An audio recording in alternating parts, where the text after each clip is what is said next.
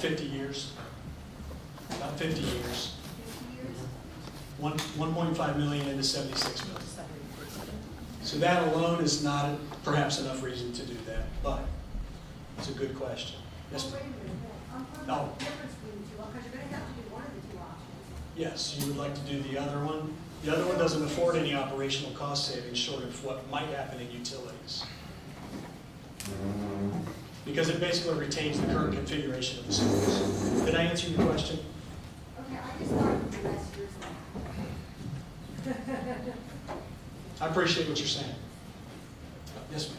Okay, so you said in the new pre-K through 6 is about 19,000 students. How many teachers would that be? And 19. Right, okay, 1,900, thank you. So how many jobs would you cut if you go to 2 buildings, and how many teachers is that now at that particular building? I'd have to supply that information for you at a later time. Okay, and then my other question is, if we're keeping with the new building option at the high school, but yet they didn't get a good rating for their location, why would we want it at that current location? I can show you the actual assessments of the school site at each. It's not just location, it's also how the site is set up. Okay. So for example, the high school in the morning, one of our pictures was actually arrival time at the high school. It's not the best arrival situation. You've got buses and cars mingling. That's a big no-no in modern school design. And I appreciate your question, because that's a clarification. So location does have something to do with it. Number of exits, yeah, ingress and egress, that has a lot to do with it also. I'm sorry, I'd love to call in order, ma'am.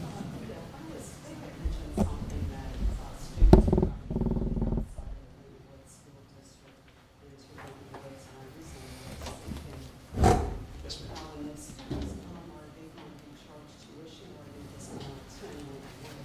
Her question is, I think, probably about open enrollment. Does that sound right, ma'am? Yeah, if you're outside the district and you attend Winton Woods, does that cost the family money? Well, I'm just wondering, because if this taxpayers are going to work on people that are living in Winton Woods, but yet you're going to have outside students come here, are they just going to come, or are they going to pay tuition? The money tied to each child at the state level follows the student. So it's not a local tax burden per se, it's the state money that follows that. So essentially open enrollment becomes a competition mechanism, where schools are competing for students, because that's eventually dollars and cents for operational savings and providing services. Yes, ma'am? Okay, so we're going to go from 6 buildings to 2. So what about that land? Can we sell that land to make money to help that? That is I'm not sure if you heard a question. I need to repeat the question. Her question was, we go from 6 schools to 2. What happens to those other 6 parcels of land? The district doesn't have a lot in certain areas, but one of the things we actually have a lot of is land. We're actually decent on land. We need a land use development plan. It doesn't exist yet. But there are some of these parcels of property that could be very desirable for investors. Now, I'll give you an example. Cameron Park, unfortunately. Wonderful, wonderful school. Loved the school. Every time I went in it, I thought it was a special place. It is no longer there. That is part of our downsizing and reconfiguration to save dollars. And that building was very old from a facility standpoint. That's part of why that happened. But the reality is, we couldn't find an investor for that piece of property. Too hilly, not enough ingress and egress, not enough entrances and exits. Tough piece of land. But others are very marketable, and we need a land use development plan. And that's something we welcome business partners on. The board would be involved in that. The business office of the district would be involved in those kinds of things, the superintendent's office. Great question. Thank you.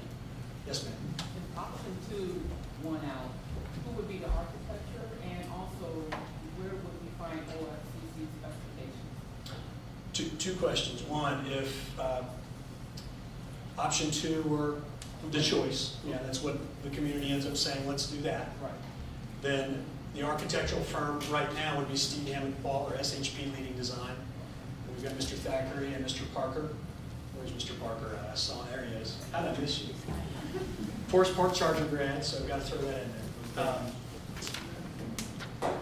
That's our architectural firm. We've been with them for a long time. Your second question was, OFCC OFCC specifications would be on the OFCC website. I think it's www.ofcc.org, or is it .gov? You can search for OFCC, Ohio Facility Construction Commission, and find it through that. You want to look for something called the OSDM, that's the Ohio School Design Manual. OSDM, Ohio School Design Manual. All of these are laid out, very fine detail. Mr. Henderson. There's been a lot of schools, new schools built in this area over the last 10 years or so. Yes, sir. What is the evidence that says new schools increase academic outcomes? His question is, there's been a lot of schools, new schools built around this area in the last several years. What is the evidence that new schools positively impact student achievement? There's not a ton of hardcore scientific research out there on that. There's one study out of Denver I'm aware of. None in this area. None that have done in the Cincinnati area. The other thing is, how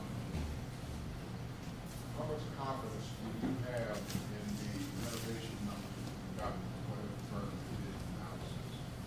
So that, for instance, if you hired another firm and assigned them to do comparable analysis on one of these schools and looked at the similarity of the variation, how would that impact? Well, I can tell you there's a lot of variation in how Between- costs are determined. Right. His question is, so you've got outside firms coming in to give you cost analysis, cost estimates. How confident are you that they are correct, that they're workable, that you can actually trust them? That is your question? Okay. So while we've not had multiple firms vet the same option, what we have done is basically said, okay, here's where we are. This is the OFCC standard, and we've got cost sets associated with that, and I'd be happy to share that with you. And this was done by Thomas Porter, an architect out of Toledo, I believe. Then you've got what our architectural firm, Steve and Paul, did, and it's much lower than what the Ohio School Design Manual would demand for the OFCC standard. So I am confident that I'm in a nice range there, if that makes sense. This 64 is what? Whose number is the 64 million fifty? Let's stare at what you're looking at. You said, right here, 64 fifty and 76 million, you provide 60. If I said 64, I'm sorry, it should be 67. 67. That was recently updated for inflation for 2 years ago. Sorry. That's the state's number that. That's a local architect's number to replace major components and systems in our So schools. they're already significantly below the state's Yes, estimate of that same work. correct. That's an example of what I'm talking about. Yes, and that's one of the reasons I'm trying, I'm sharing that I'm confident in, I'm not more confident in the number, that the number's reasonable. Yeah. Oh, thank you, ma'am, sorry. That's all right. I was curious, if the bond fails, do you have to wait a certain amount of time before you can put it back on the ballot? There's only a certain number, her question was if the bond fails, do you have to wait a certain amount of time to put it back on and try again? The answer is, I guess, not simple, but there are multiple times a year you can go. There's only a few times a year you can go. My treasurer could help me. I'm sure Mr. Thackeray could help me.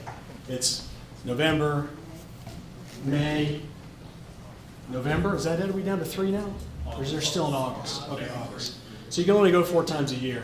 If you go in November and you fail, could you go in May? Yeah.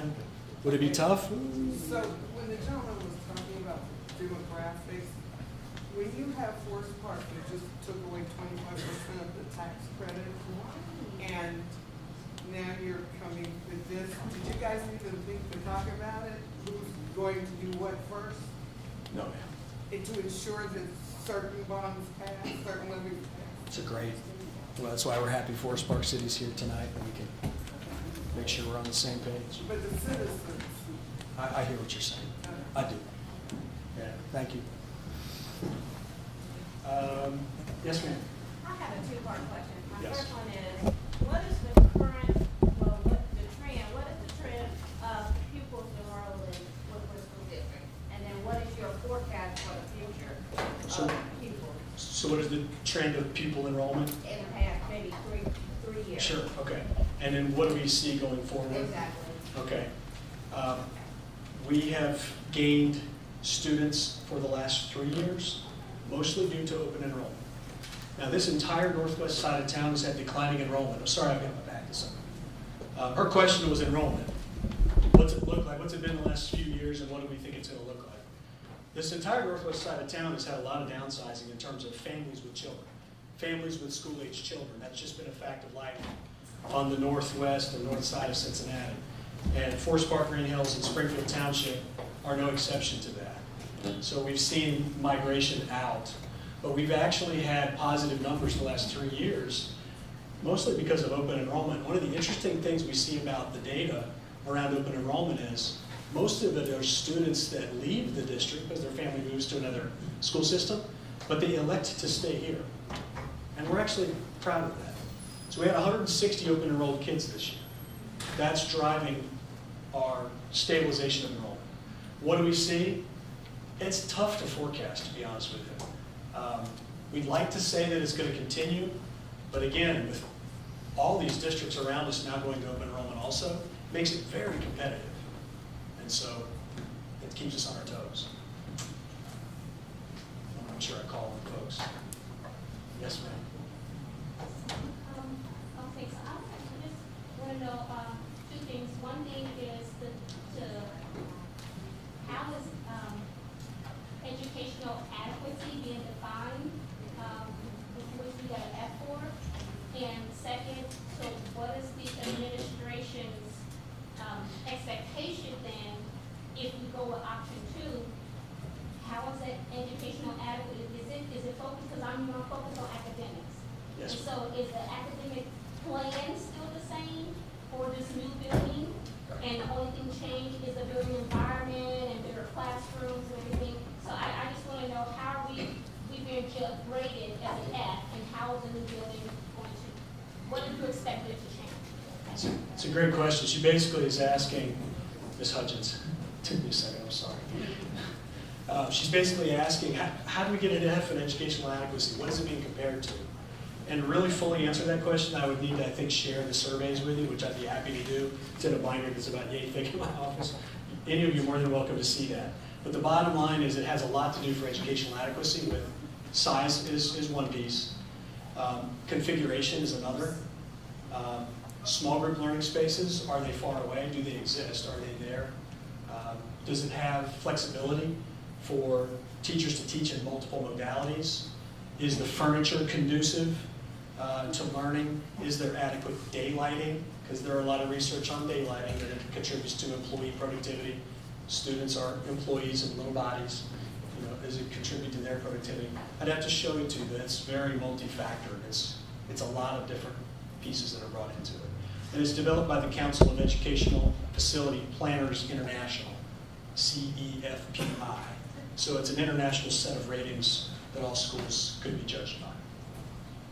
Ms. Bernardino? I would go back to the question I asked, because I think you answered in a way that makes it sound worse than it is, because I think I gave you the total cost of building and how long it would take to get the cost back for that. Yes, ma'am. But I was asking the difference between building new and repairing, and that difference, how long would it take to recoup that? Oh, building new and repairing, so. The difference between the two. Okay. In the savings and operational costs. So I may have given the right answer to the wrong question, or the wrong answer to the right question. I messed up. Yeah, I mean, I think you gave Yeah. how long it would take for the total cost to build. Right. But I want to did. know the difference between the cost to build, the cost to repair, and how long it would take to recoup that with the. That's going to be short. That's what I was. Yeah, that's so what you she's- said 50 years, I was like, what? I'm talking about the difference Yes. between the two Right, and what the ROI would be on the difference. right. What would that So be? it's 76.6 minus 64 point, wait, 60, I keep using the wrong number, I'm sorry. 67.6, 66.7. If you got a calculator, you just divide that by 1.5, and that would be the answer to the question. And then the second question, you mentioned the schools that wouldn't be used anymore, you mentioned development plans. Yes, ma'am. That sounds like a district would plan on keeping those and using it for other purposes. Is there any thought about selling those properties to get money to take care of some of the cost of building new? Absolutely. I mean, that everything, because it doesn't exist, it's wide open. I mean, we know it needs to exist if we get there, but our goal, my job, and I'd be foolish to not think this way, would be to put our district in the absolute best, most advantageous position to use those resources wisely. So absolutely. How about if we take 3 more questions? Like we got 3 hands. Ms. Cottle, okay, 4. Yeah, Ms. Hasser.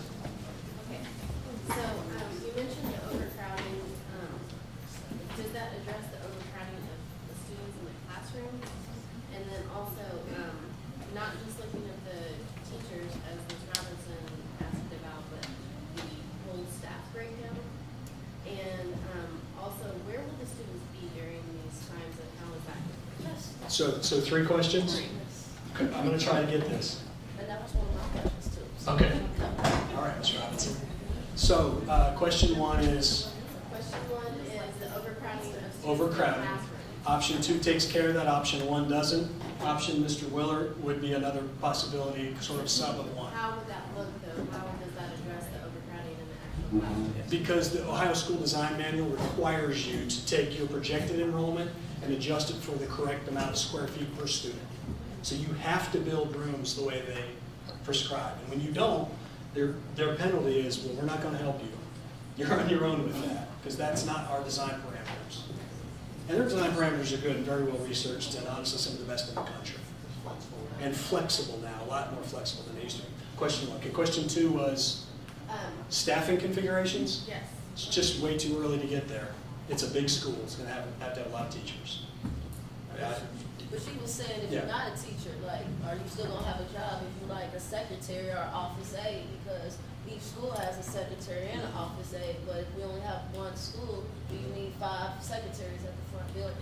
It's a larger school, so there's some play there, right? And one of the things we don't want to do in this process is hurt people. Right. You can actually do a lot of savings through attrition. People retire. We have 6, 7 retirements right now this month that I just became aware of. So you can do a lot with that and hopefully not cause unemployment issues. That's not to the district's advantage. But that's a real thing, so I understand the question. Ms. Hasser, your 3rd question? The 3rd was, where will the students be while they're building? That's what OFCC calls swing space. Our goal would be not create any added costs through that. So if you phase it correctly, the whole project would be the whole project. But if you build the 712 first, then you create swing space for the middle school because the new school is supposed to be on the middle school site. And the feasibility study of can you have those 2 buildings, one coming up out of the ground and the other right there still operational, that's really not clear whether or not we can do that. But we do know if we phase it correctly, you could actually build the 712, complete the 7-8 portion. This is what Princeton's doing, to be honest. You swing kids out of that old space into the new space, and then you can do whatever you need to the old. Keep what you want to keep if there's components you want to save, like an auditorium. Those are all conversations that, if option 2 is the way we're going, we're going to come back to you and have this conversation again and talk about a lot of other things, like what locally funded things should we have? Should we have an auditorium? Fine arts is off the chain in this district. What does that mean? Should we have an auditorium? Those kinds of things definitely need to be fleshed out if that's the route that we're going to go. Ms. Cottle? First of all, as Forest Park City Council member, I wanted to notify our residents that I voted against increasing taxes to the residents. And secondly, I'm wondering if we couldn't give consideration to utilization of student or child or children or young people or young men and women instead of kids, because I still see a goat in my face. Stop calling them kids. Young ladies, young I just like some students. consideration of that. Appreciate Because that. I just can see a goat. Yeah. Thanks for sharing that. Sure. We don't want you to see goats. Oh, please. I have to stop this. I'm so used to calling them that. Yes. Last question. Yes, ma'am. Ms. Odie, last question, and it's twofold. What will happen to the White Building? And the students that go to that special school in the White Building, will they be transferred to the new thing? So the staffing for the whole, because you use it 2 places now, and then the students, like I said, in that special school, where will they go? I think my battery died. Can you all hear me okay? Okay. So her question was, what happens to the white building that is the Green Hills Community Building? And secondly, we do have a program house there. It's a subset of the high school, but there's also some other programming there. What happens to that?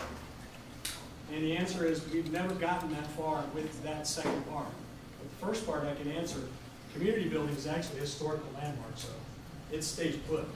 it stays there, and we need to keep it functional for the community. That Well, I is was a talking about community the tax space. base, that if you move all those people that work in that building out of where it is, then there's a tax base that, although we'll gain some from the 6 to 12, you still might be losing. That's part a of the consideration. Sure, yeah, I understand what you're asking. All right, well, thank you for the questions. I appreciate the chance to just have some free flow discussion about it too. We're gonna go ahead and go to the small groups. I'm gonna go ahead and set this up, if you'd be patient with me. You guys have been a wonderful audience. I'm sorry it took, this was 30 minutes it was supposed to take. I don't even wanna look at my watch, but you've been wonderful. Okay, so the small group feedback is really where we get to listen to, I hope, everyone here. You all have a voice. We don't just want to hear from some. Not all of you ask questions. We want to be able to hear from everybody. So there's a facilitator at each table whose job is to basically record any question you ask and any input that you generate. There are some prompts there. We'd ask that you follow the prompts, but you don't have to. You are free to go other places if you need to. But we'd like to first, once we move, and I'll give you the signals when I shut up. The signal, once we give it to you, please introduce yourself to the people sitting near you. Number 3, the facilitators will kind of start with those questions and go through them, and then record your answers. The facilitators may not have all these answers, so don't put them on Front Street too much. I'm the one that gets to be on Front Street. Number 5, we're going to spend 20 minutes. And again, a lot of you I know have to go. You got kids at home perhaps, dinner. So we want to be sensitive to your time. We're going to take 20 minutes on this. If you would like updates, there is a spot where you can sign up. Write your name, your email address, and or your phone number if you'd like us to text you. We won't call you unless you want us to. But if you'd like updates on this process, or hey, we just put this stuff on the website, would you like to review it? Then that will be there. And we can update you on that if you'd like. We certainly don't want to be intrusive. Number 7, if you have specific questions, facilitators record those, and they'll basically round up folks in the district leadership or the architect who can answer your questions. And lastly, once we're done with that 20 minutes, if the facilitator would please, prior to everything wrapping up in that 20-minute sharing session, try to get 3 big ideas that you'd like to share out for the room. We'll have each table share out. Some of the tables are a little sparse, so we might ask that you consider joining with another table. And if that happens, 2 facilitators can collaborate, and one can record and the other can facilitate. So that's the incentive. All right, you ready to roll?